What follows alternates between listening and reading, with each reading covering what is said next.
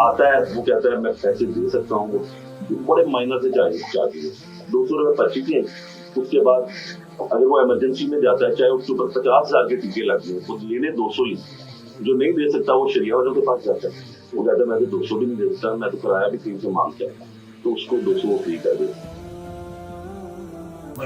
कोई किसी तबके से भी आ जाए, उसमें कोई स्टाफ में कोई नहीं है कि तू ये है, तू मुसलमान है, तू देवबंदी है, तू फलाना है, तू ईसाई है।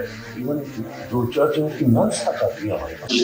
हर चीज सफाई सुथराई, जितने भी इंस्ट्रूमेंट हैं वो स्टरलाइज होते हैं, सारा कुछ एक केस के बाद। अल्हम्दुलिल्लाह हर बेड के साथ वेंटिलेटर है, नीट एंड क्लीन है, एक अच्छी अस्पताल जो भी आप नाम ले सकते हैं उससे कम नहीं। और जो फुल पेमेंट 100% देता है वो भी इसी बेड पे है, जो कुछ नहीं दे पाता वो ज्यादा हमारे लिए मुहतरम है, तो वो भी इसी बेड पे है। वही डॉक्टर ऑपरेट करता है, वही दवाइयाँ इस्तेमाल होती हैं, वही एनेस्थीसिया इस्तेमाल होता है, वही सारी ऑपरेशन इस्तेमाल होती है।